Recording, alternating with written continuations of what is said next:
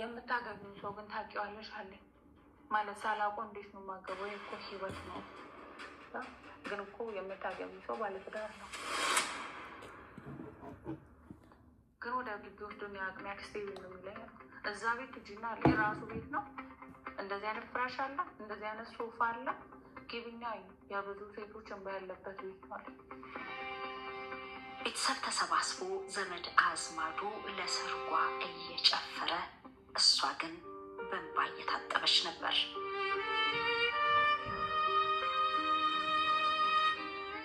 ፎቅ ነበር ራሴ ማጥፋት ፈለጉ። ደግሞ ቤተሰቦች ያሳዘኑ። እኔ ኦኬ ለሞት ችግር የለው፣ ግን እኔ ነኝ የምትወራቸው። ከዛ በኋላ ምን ይሆናሉ? ለሰርጓ 2 ቀናት ሲቀራት እየሰማችው ጉድ እሷን ብቻ ሳይሆን ቤተሰቧንም አንገት አስደፍቷል። እኛ ሰፈር መንደር ነው፣ በጣም ይወራል። ትንሿ ነገር ትገናለች። ሰውን የኔን የሚፈልግ የኔ ብር ነው የጠፋው፣ የኔ ባል የቀረው፣ እኔ ነኝ ሰርጉን ያቋረጥኩት፣ የኔ ቤተሰብ ነው የተዋረደው።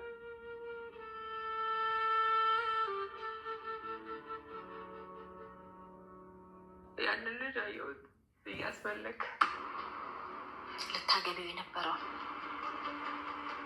ከዚ እግዚአብሔር ላይ በጣም አዘንኩበት።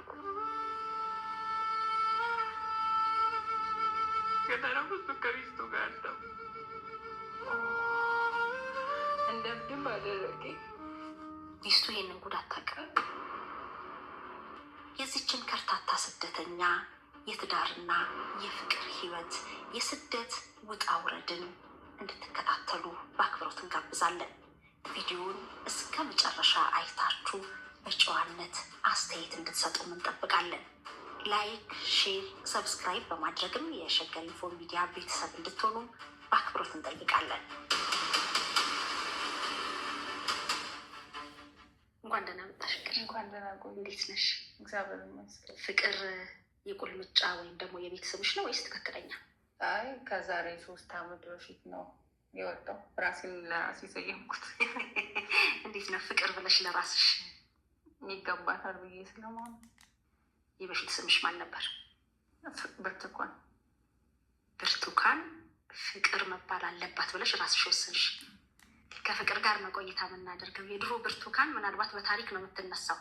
በታሪክ ካስታወሷት አንቺ ራሱ ታስታውሻታለሽ? በሱ ማስታወስ አልፈልግም።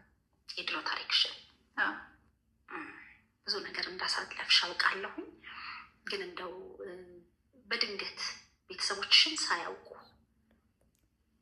ከውጭ ወይም ደግሞ ከዱባይ ለምን ድንገት መጣሽ? ቤተሰቦችሽስ እንዲቀበሉሽ ለምን አልፈለግሽም? በብዙ ድካም ሄደሽ ሰርተሽ ግን ደግሞ ባዶ ቤት ውስጥ ቁጭ ብለሽ የ7 ዓመት ድካሜና ልፋቴ ብለሽ ቪዲዮ ለቀሽ ነበር። ለምንድን ነው ቤተሰቦችሽ እንዳያውቁ የፈለግሽው? ድንገት ስለምን መጣሽ? እኔ ሕክምና አድርጌ ድጋሚ መመለስ ነው የምፈልገው። ቤተሰቦችን መጥራው እኔ ነኝ። እናትና አባቴ በእድሜ ገፋ ያሉ ናቸው፣ አይሰሩም። እኔ ነኝ ማስተዳደራቸው። ያንን አይተው ደግሞ እንዲጨነቁ አልፈልግም። ከዚህ በፊት በደረሰብኝ ነገር ብዙ ነገር አሳልፏል። ድጋሚ ደግሞ ሰው እንዲያወራ አልፈልግም። ከዚህ በፊት 1 ዓመት ከምናምን ላገባ ሁሉም ነገር ተዘጋጅቶ ከቤሩት 7 ዓመት ሰርቼ ተመልሼ ወደ ቤተሰብ ከሄድኩ በኋላ ያው ቤተሰብ መትረጂ ከሆነም የፈልገው የአንቺን ደስታ ነው። ስለዚህ እንዳገባ ይፈልጋሉ። እናቴ ፐርሰናል በቃ እንደወልድላት ትፈልጋለች እና በቃ ጀመርኩት። ያኔ አውቀዋለሁ ልጁን 1 ዓመት ከምናምን ነው የማውቀው። ስለዚህ እዚህ ቤተሰብ አወራው፣ ቤተሰብም ተስማማ፣ ልጁን ማስተዋወቅኩት፣ ቤተሰብም ደስ አለው። በርቀት በስልክ ነው አንቺ የምታውቂ? በስልክ ነው የማውቀው እና እኔ የዛን ጊዜ ወደ መንፈሳዊ ዓለም እየተጠጋው ነበር። በምፈልገው አይነት መንገድ ነው የመጣው። ሌላ ሰው የለም ማለት ሳይሆን እሱ ደግሞ ጎልቶ ታየኝ። በቃ ምርጫ ያደረግኩት። እሱም መንፈሳዊ ሰው ነበር? መንፈሳዊ ነበር። በመጀመሪያ ደረጃ የኔ እናት የተሸወድሽው በዚሁ አጋጣሚ ለሁላችሁም ልምከራችሁ፣ ወላሂ ከምሬ ነው። አውሮፓ እሱ እየተቀመጠ ከሆነ እናንተ ኢትዮጵያ ወይም አረብ ሀገር ተጀናጅናችሁ ከሆነ አንዳንዱ በጣም አላማ ያላቸው ወንድሞቻችን አሉ። አንዳንዶቹ ደግሞ አላማ የሌላቸው ወንድሞች አሉ። አሊሰ ከዛሊክ ደግሞ አንዳንድ ወንድሞች ደግሞ አግብተው አምጥተው ከዚህ እየከዷቸው ስለሆነ ነው በሴት ልጅ ላይ በዚህ ደረጃ የሚጫወቱት። ገባችሁ? ለምን ካላችሁ ወላሂ እኔ እዚህ ከምኖርበት አገር ካናዳ በጣም ብዙ ወንድሞች ስታናግሯቸው ለምንድነው ባል ሚስት አግብታችሁ ማታመጡት? ለምንድነው ብቻችሁን የምትኖሩት? ለምንድነው እንደዚህ የምትሉ ስትላቸው ሚስቴ ከድታኝ ሄደች የሚላለ። እኔ አንድ ታሪክ ልንገራችሁ። ሰውየው ሱዳኒ ነው።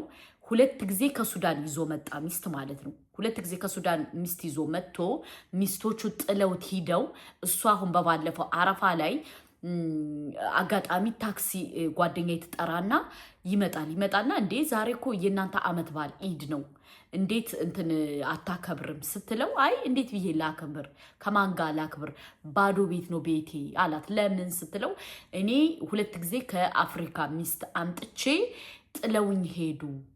ሁለቱም በተመሳሳይ ሰዓት ስልክ አስተካክየላቸው ምን ብዬላቸው ከቤት ከተቀመጡ 2 ወር ከምናምን በኋላ ጥለውኝ ጠፉ አለ። ገባችሁ? እና እህቴ ደግሞ አሁን አንቺ አይኖ አረብ ሀገር ነበርሽ፣ በልጁን አግብተሽ ወደ ዩኬ መምጣት ፈለግሽ። ከዛ በኋላ እሱ ባለትዳር ሆነ። አይሽ ከመጀመሪያው ጀምሮ አንዳንድ መልካም ወንዶች አሉ፣ አንዳንድ ደግሞ በሴት ላይ የሚጫወቱ አሉ። ግን እንደ ሀሳብና እንደ ሂሳብ እኔ ስመክራችሁ ካለይ እኔ ከዚህ ከምኖርበት አንግል ስነግራችሁ ግን አብዛኛው የሚከዳው ሴቱ ነው። ገባችሁ?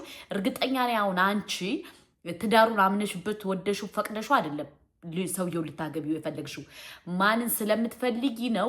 ዩኬን ስለምትፈልጊ ነው። ዩኬ የኔ እናት ዩኬን ስለምትፈልጊ። ከዛ ደግሞ ሰውየው አጋጣሚ አቃጣሪ ሚስት አለው፣ ልጅ አለው።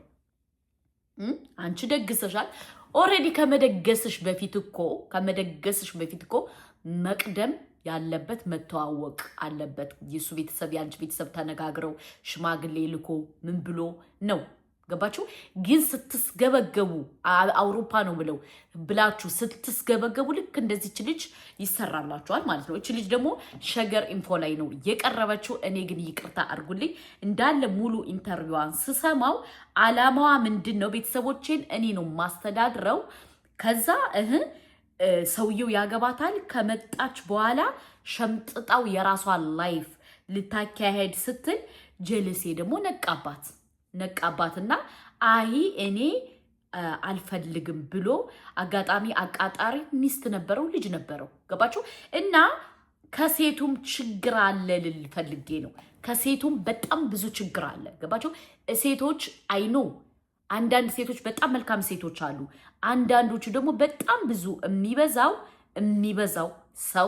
የሚበዛው ሴት አብዛኛው በባሎቻቸው መተው ወይም ደግሞ በፍቅር እንደዚህ አግብቼ ሂጄ ከዛ ላሽ እላለው የሚለው ስለሚበዛ ነው። እና ይቅርታ አድርጉልኝ፣ እኔ እንደ ሀሳብና እንደ ሂሳብ በወንድ ልጅ አልፈርድም። ገባችሁ?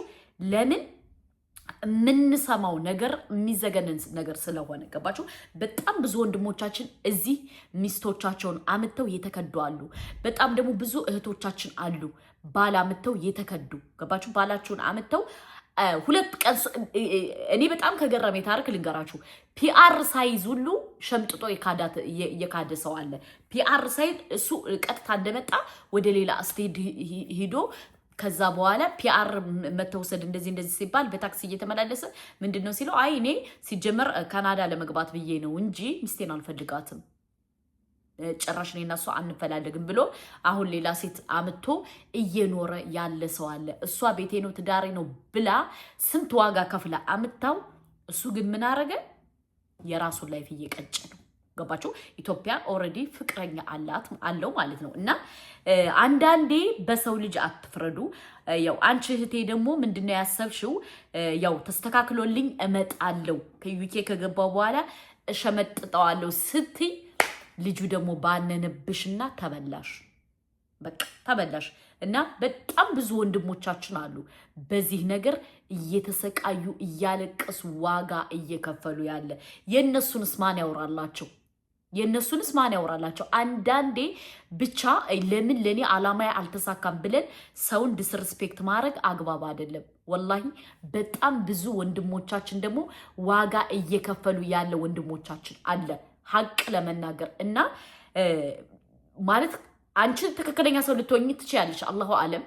ግን በወንድ ተንጠላጥላችሁ ለመምጣት ከመፈለግ በራሳችሁ መታችሁ መግባት ትችላላችሁ። ወንድ ልጅ በዚህ ደረጃ መለመን አይጠበቅባችሁም። ገና ለአውሮፓ ብዬ ወንድ ልጅ ተንጎናብሼ አሽቃብጬ አሽቋልጬ ልመጣ ሬ በፈጣሪ ቅርታ አድርጉልኝ፣ እኔ ህሊና አይፈቅድም። ገባችሁ?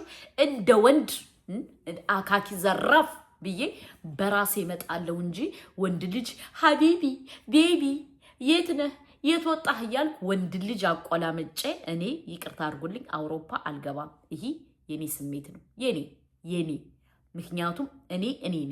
ማንንም መስዬ መኖር አልፈልግም። ራሴን ግን ወንድ ልጅ ተለማመጬ ወንድ ልጅ እንደዚህ ብዬ ለወንድ ልጅ አሽቃብጬ ለወንድ ልጅ አሽቋልጬ ለወንድ ልጅ ያልሆነ ነገር ብዬ ባላ አልመጣም። ይሄ የኔ ሀሳብ ነው እና ለማንኛውም ስለተነቃብሽ ነው አንቺ ማለት በአቋራጭ መውጣት ፈልገሽ ነበር፣ አልተሳካም። ለዛ ነው እርድብን ያልሽው። ለማንኛውም ማልቀስ አይጠበቅብሽም የኔ እናት፣ ማልቀስ አይጠበቅብሽም። ግን እኔ በጣም ከገረመኝ ነገር ምን እንደሆነ ታውቃላችሁ ውዶቼ? ከገረመኝ ነገር ማለት ነው አንቺ እንዴት ነው ሳታውቂው እሱን ለማግባት የወሰንሽው? ዩኬ ስለተባለ ነው እንጂ ዩኬ ባይሆን ወይም ደግሞ ከኢትዮጵያ ቢሆን በእርግጠኝነት አረ ገንዘብ ከሌለህ አላገባህም ትይው ነበር። እና አንዳንድ እህቶቻችን እያስተዋላችሁ ቢሆን መልካም ነው። ገባችሁ? የራሳችሁን ነውር ደብቃችሁ ስለ ሰው ነውር ማውራት አይጠበቅም።